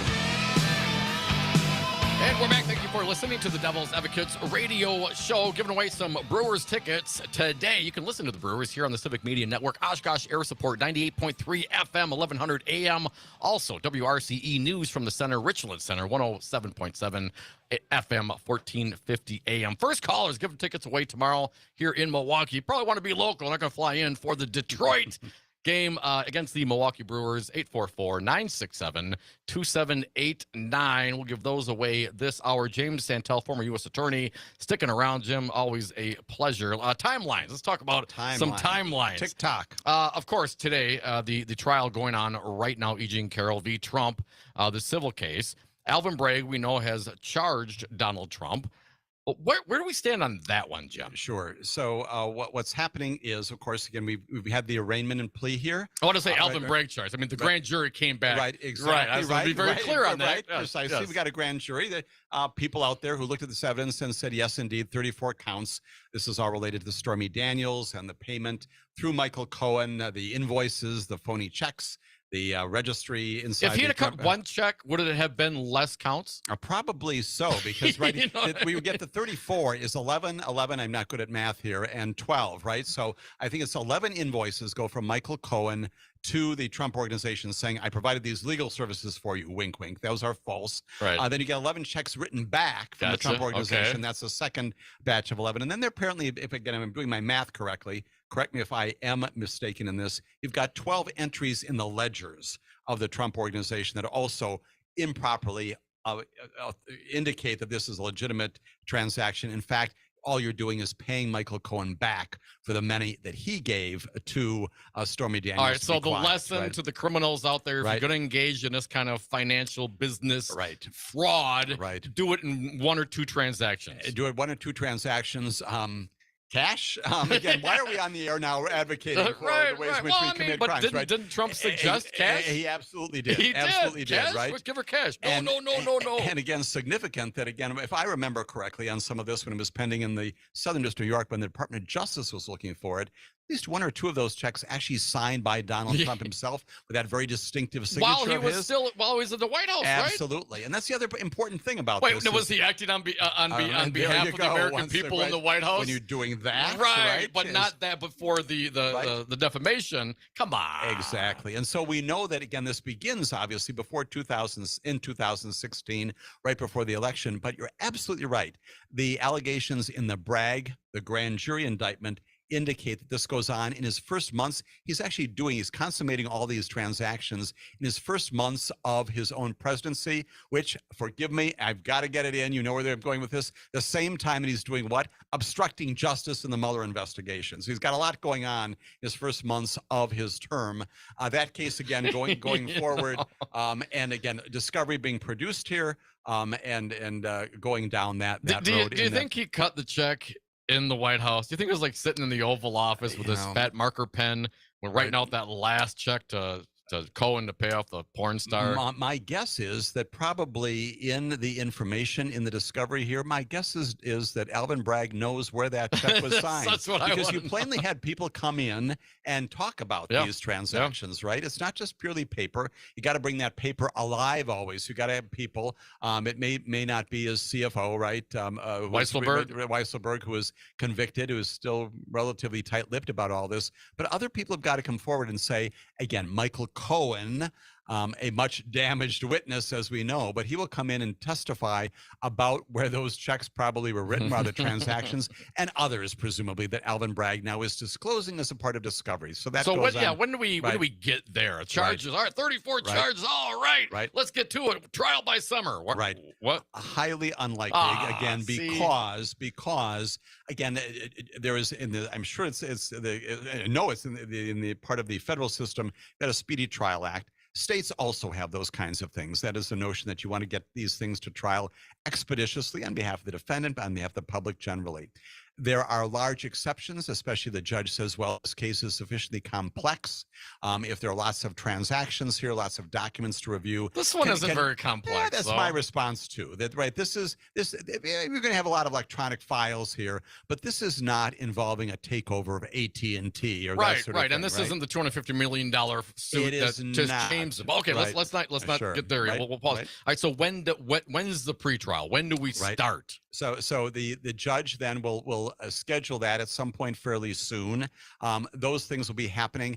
Don't have a trial date on that one yet. Okay. Highly, again, would be fascinating as a civics matter and as an American history matter if that trial were to go to trial. Again, the criminal trial that's now on deck during the course of the campaign. Right. Well, seemingly, the campaign's on. I mean, if this thing goes to trial prior to the election, it's during the campaign season. Right, exactly.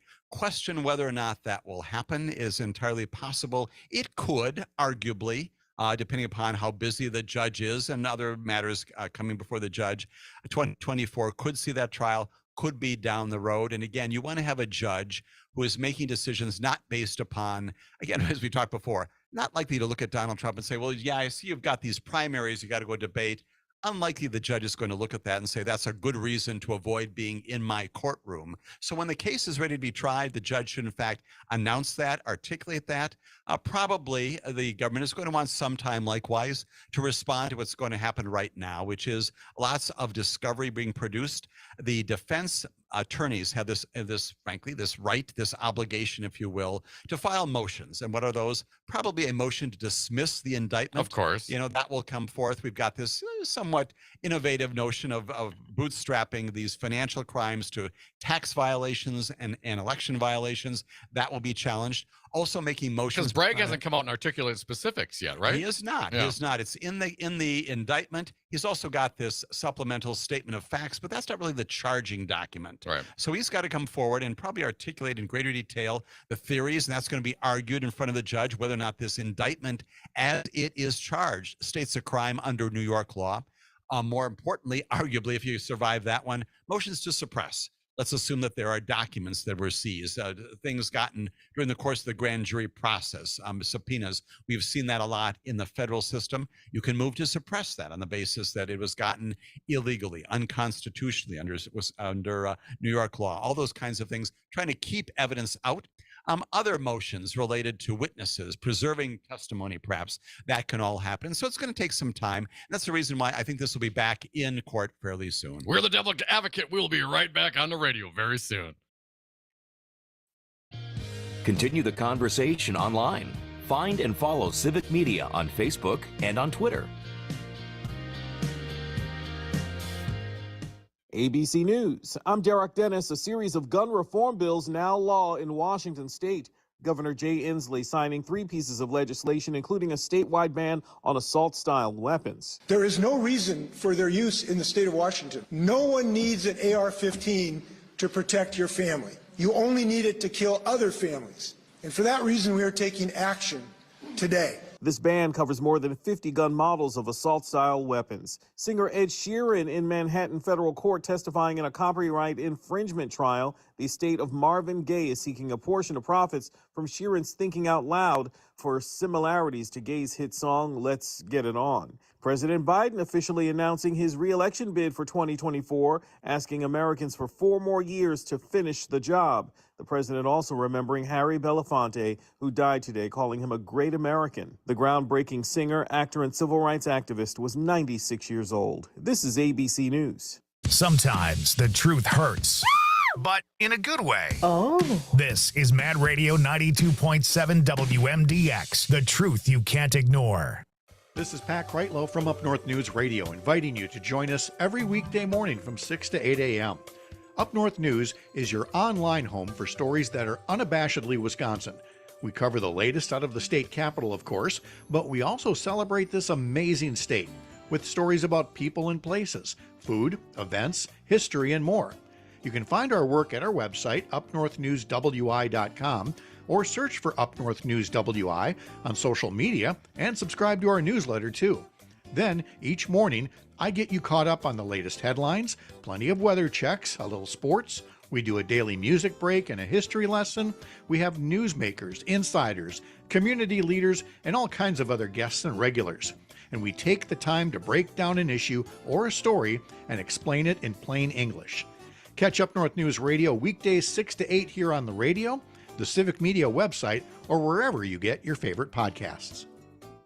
Civic Media promised you something big to celebrate our new and still growing network of radio stations. When we announced the one-day $1 million advertising giveaway for Wisconsin businesses, you responded. I just wanted to echo your sentiments about the advertising. That's really a cool deal and really remarkable. $1 million of free advertising. Now, if you missed this chance to work with our team, go to civicmedia.us and click on the sponsorship tab. One of our local sales pros will get right back to you. civicmedia.us and sponsorship.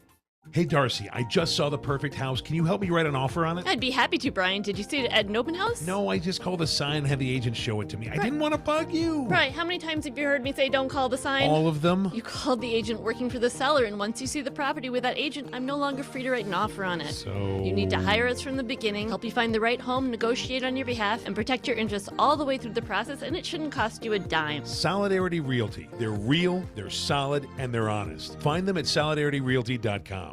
Accidents can be life-changing, no matter how careful you are. But with Gingras, Thompson, and Wachs, you're not alone. For decades, they've been fighting for the rights of people just like you. They'll let you focus on your recovery while they handle the legal complexities. If you or a loved one has been hurt or killed due to someone else's negligence, contact them now. You may deserve compensation. Gingras, Thompson, and Wachs, GTWlawyers.com. Courage. I learned it from my adoptive mom. Hold my hand. You hold my hand. Learn about adopting a teen from foster care at adoptuskids.org. You can't imagine the reward. Brought to you by Adopt US Kids, the U.S. Department of Health and Human Services, and the Ad Council.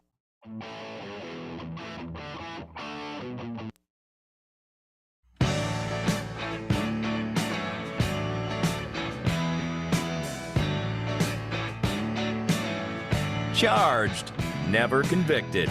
The Devil's Advocates.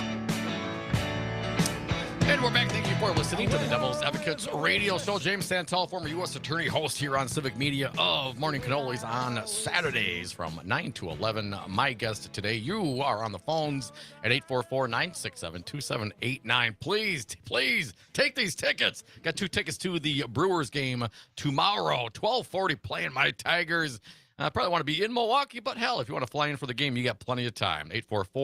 844-967-2789. Callers, be patient. We will get to you. Talking about the timelines of the Trump trials. E. Jean Carroll, that's on today. A quick headline on that one. Raw Story reporting the judge shut down Trump lawyer when he tried to complain that E. Jean Carroll met with George Conway.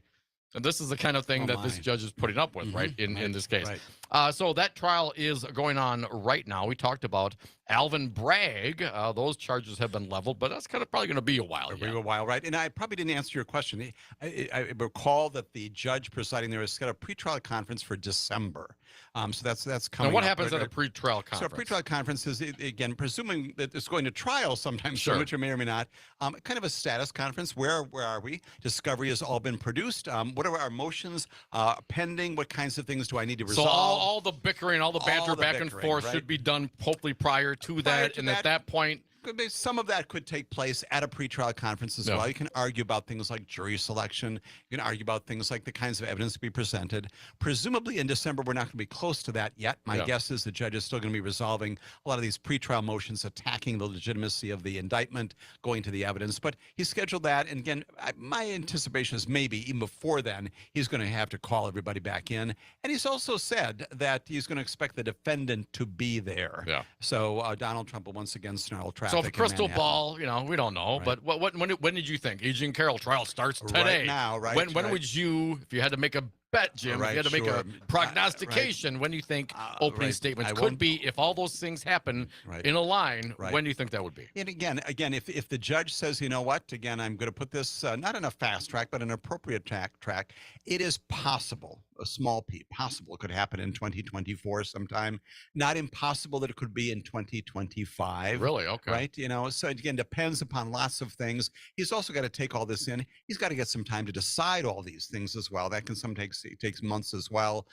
Undeniably, once again, the defense will do a lot of things to try to delay that. And at some point, this judge will say that's enough as well. Okay, but I'm sorry, finish with that. No, that's just it. That depends upon how much he is willing to put up with.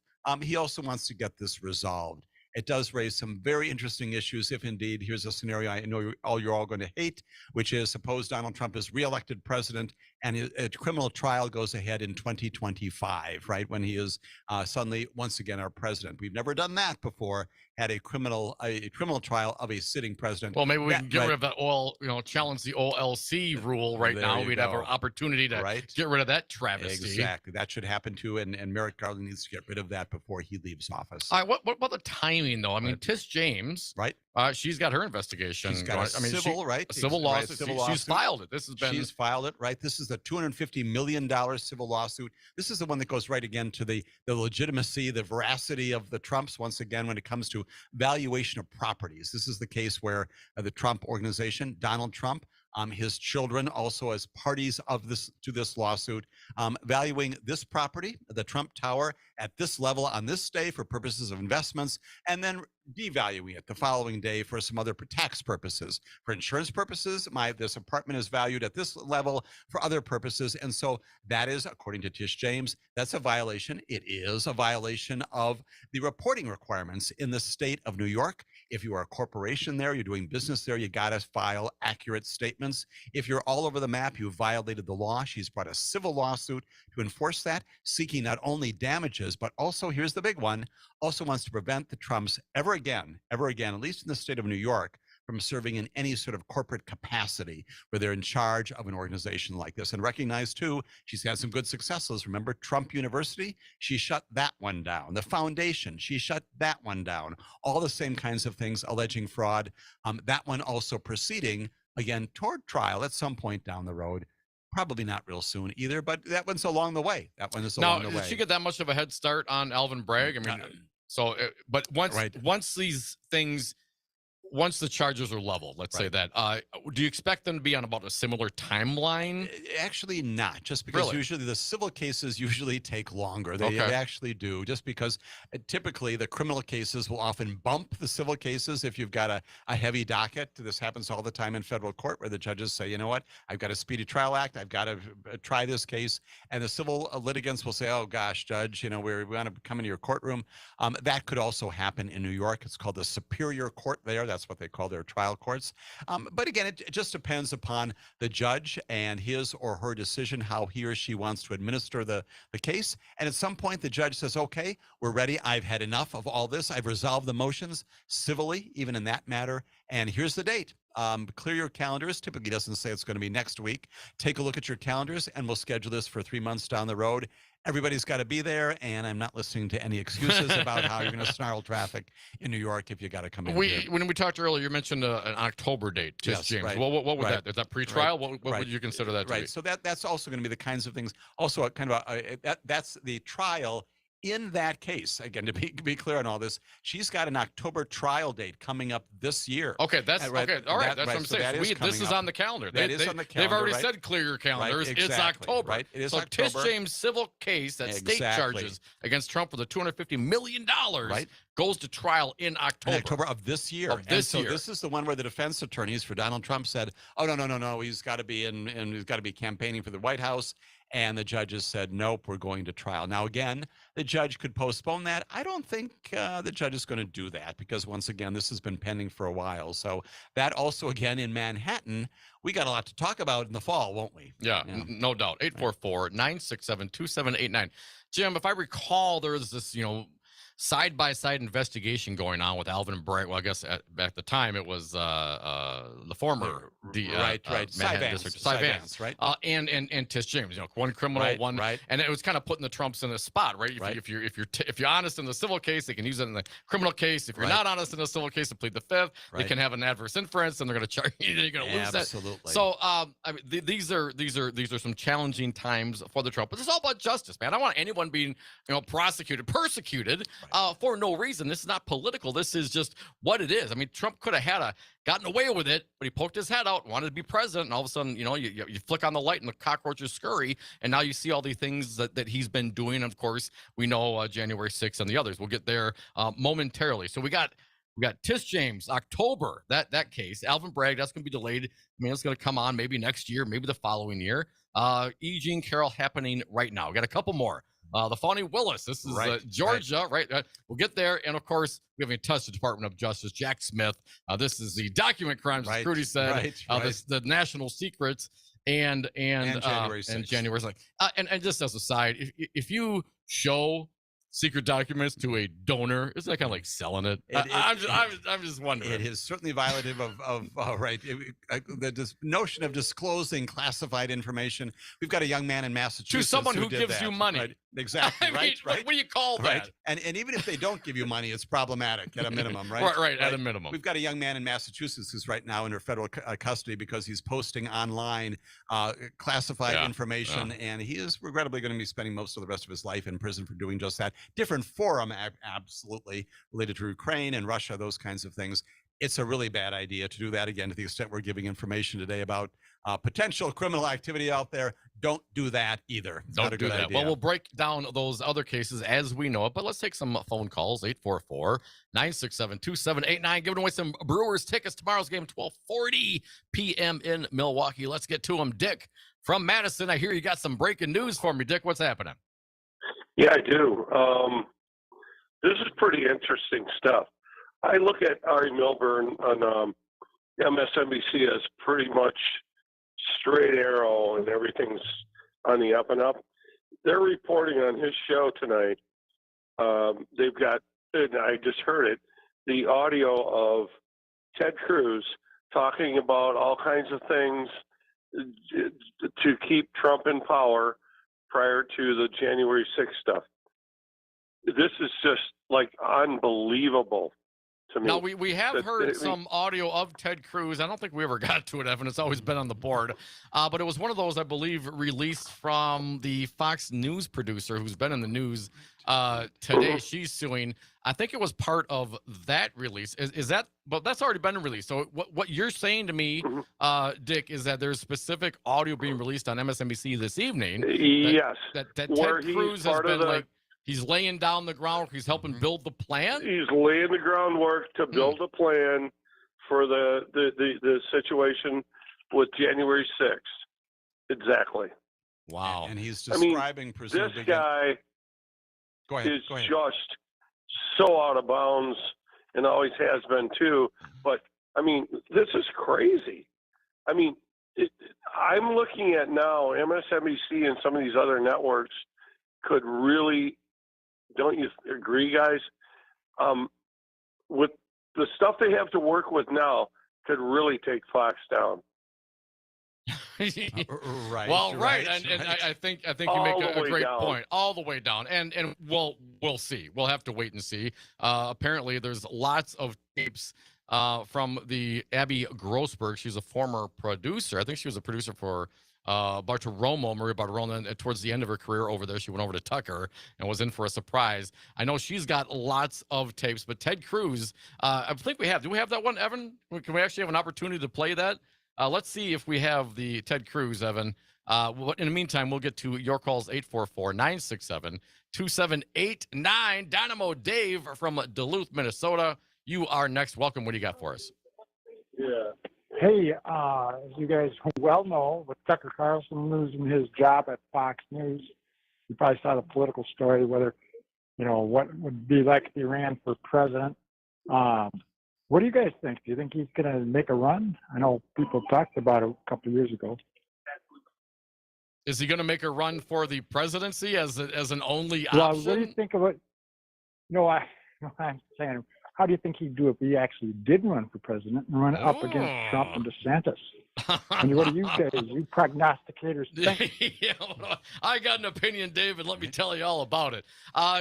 Yeah, good point. There has been some reporting, some prognostication that maybe Tucker runs for the presidency. I mean, he's got a big following. I mean, he's seen how Trump does it. I mean, he's kind of a natural white nationalist jerk.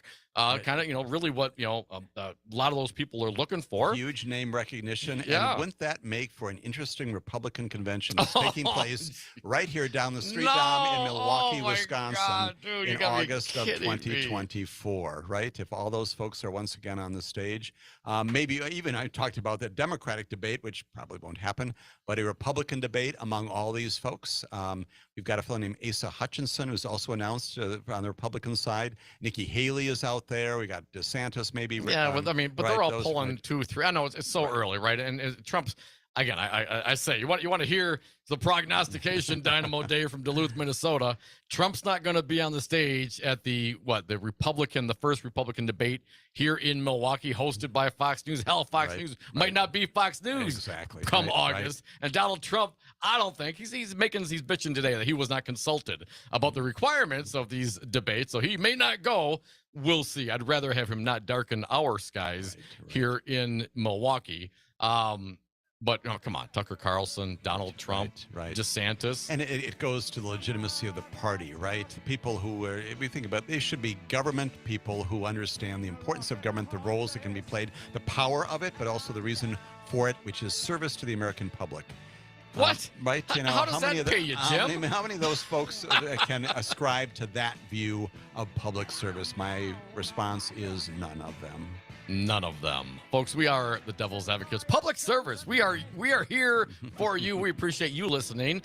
Give us a call. We got some Brewers tickets to give away. It's going to have to be next segment, 844-967-2789. Also, want to break down a few more of these cases. Fani Willis, of course, we talked about Georgia Department of Justice investigating the J6 insurrection. Hell, there's some Proud Boys trial going on right now, right? We got to get there as well. And of course, the documents crime. Lots to talk about. Not enough time. Come back with us, 844-96-PARTY.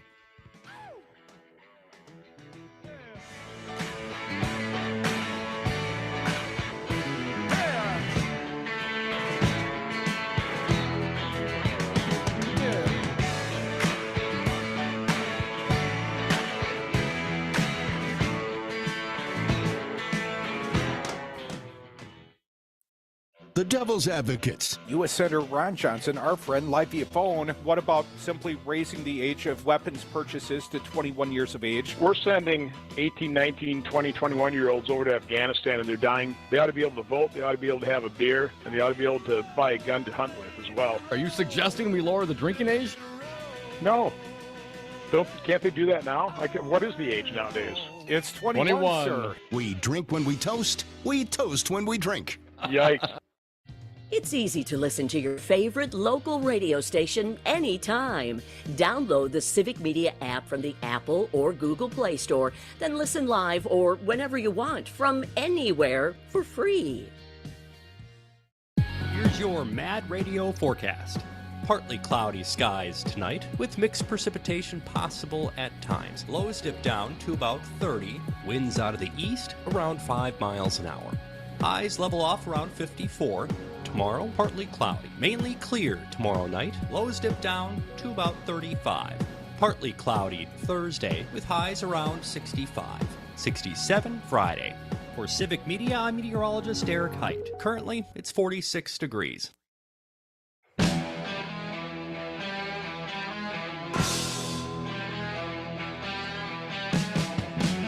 The Devil's Advocates. Never personal, only politics.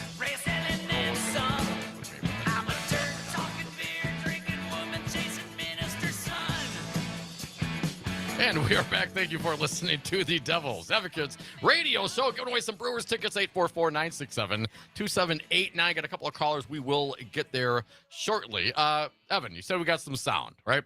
Apparently we have some sound. I believe one was from this Abby Grossberg from her lawsuit. She's got a bunch of tapes from Fox News and her time there. I'm not clear if she recorded them, if she found tapes or recordings in the system. I'm not entirely clear, but let's hear. We have one from there. The Senator Cruz talking, I believe, lamenting, "Hey, Fox News, you gotta be honest. You gotta have some facts to back these things up." Let's play that one if you would, please, Evan. It can't just be, there we go. Somebody tweeted this. It's got to be demonstrable facts that can be laid out with evidence, because that's what a court of law is going to look to, not just an allegation, but actual facts. And so, I'm hopeful. I hope when Rudy comes on the show tomorrow, he has some of those facts, and I hope the legal team continues to lay out the specific evidence, because that's what it's going to take to prevail in court. Got some echo there. We have no evidence. There was no evidence. Right, and that was Ted Cruz being about as honest as I've ever heard Ted Cruz be. Right. But then he gets up on the floor and he's like, "Oh, with the American people, what do we do? So many people are concerned about this election." Thinking to myself, yeah, because of Fox News and guys like you are telling them, be concerned about the election. Right. And do not forget that 60 courts around this country looked at all this and said, there's no there. We've tested this with judges, left, right, in between, nothing out there. Trump-appointed judges, Obama-appointed judges. Right, state court judges, federal judges, nothing out there. And again, you're right, Ted Cruz, our lawyer, as he will tell you quickly, from Harvard, understands at least that that's what's got to happen in the court of law. You got to come forward with facts. Witnesses come forward with information that is credible and relevant and material, all those kinds of things. Where is that? Rudy Giuliani simply appearing, for example, in front of George and saying, "I got a lot of stuff here, a lot of things going on here, and things you don't even know about. Don't have any evidence." Exactly, that was the phrase. Lots of theories, not a lot of evidence yet, but let me assure you, it's out there. I'm working on it. I'm right. Let me assure you that is a witness whose testimony would almost certainly be stricken if you were in a state or federal court talking like that. We rely upon evidence. We rely upon facts. That's what Ted Cruz is talking about. He had none. Fonnie Willis, Fulton County DA in Georgia, and it blows my mind that we got to worry, have locals do these things, but it's in her lap and she's been handling it. Hasn't got the one grand jury, right? And they the investigating grand jury, the findings grand jury. Yes. And now you got to get another grand jury, the indicting grand jury. Give them the info, right? But it hasn't happened yet, and some folks are like, "Oh, what's taking so long?" Saw this one at the Raw story. Conway, George Conway, the conservative, the Republican. Here's what he said, why it might be being delayed. Sure.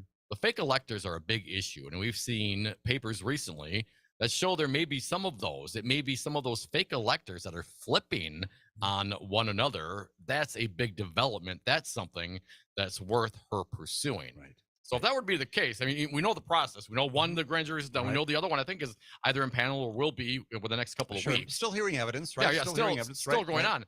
But she could, presumably do this pretty quick. Right, she could. And now she gave notice. She told the cops. She said, July 11th, something like along those lines. Right. Be prepared. Here's a window of when we might drop something. Right. But a lot of concern, of course, the election coming up, those kinds of things.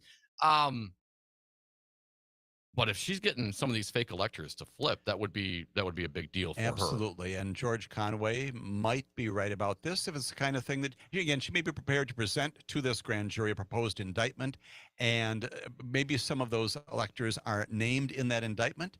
Nothing wrong with her talking, but she can't share the indictment itself, talking to their attorneys and saying, listen, I need some information here, but I need to have your client come in and testify accurately, and maybe I'll give you a bit of a deal. Maybe I won't prosecute you, or you'll get a sentence that's less than otherwise dramatic. That could be happening. That could delay things somewhat.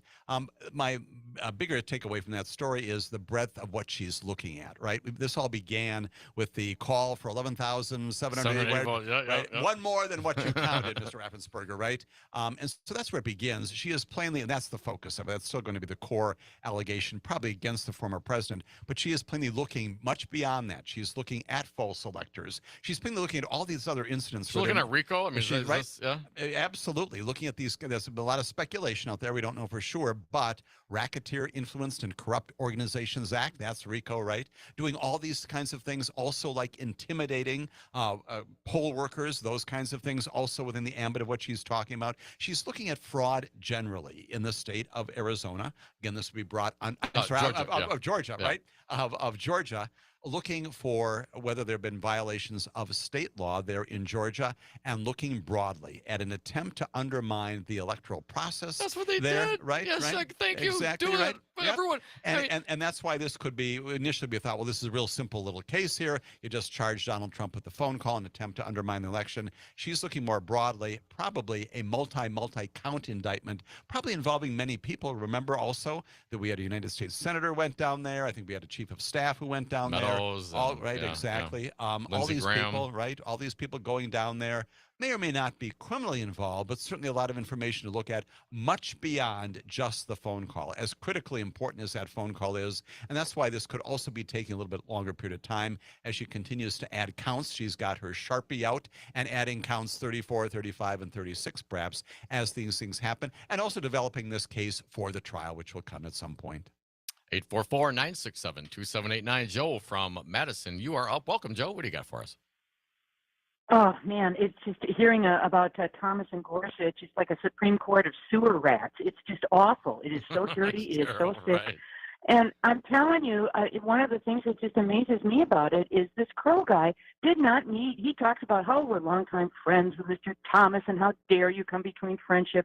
He only met Thomas after he was confirmed as a Supreme Court judge. That's when he met him, and that's when the money trail started up, when the sewer of Fawcett was released, where it was not just this one vacation, it was vacations every single year, private jets, on private jets, a $19,000 Bible that had been owned by Frederick Douglass he gave to him. And then in Gorsuch, no better.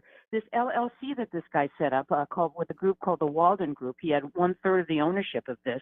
This property he had been on the market for 2 years, didn't sell. 9 days after Gorsuch is confirmed, golly, guess what? The CEO of Greenberg Tallrig just happens to be the person who purchased it, and he doesn't mention it. Is Gorsuch's mom still living there, Joe? I mean, come on, man.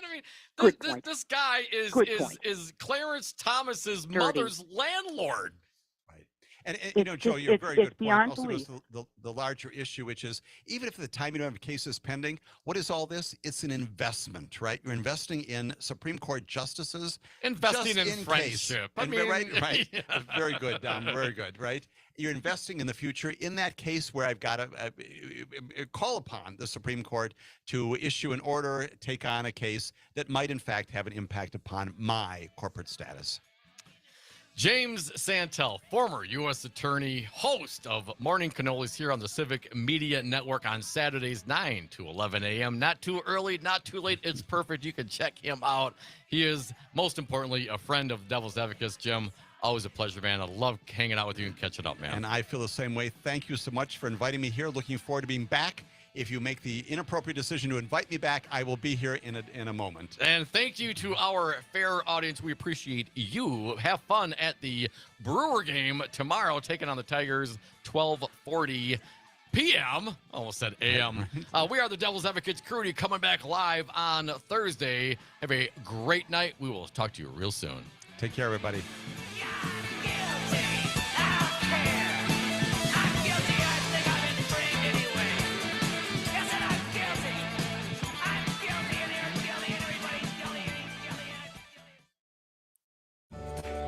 Hey, Brad from Zero Res Madison here. What's the best way to clean your carpet? Well, not surprisingly, it's the same way you clean your clothes.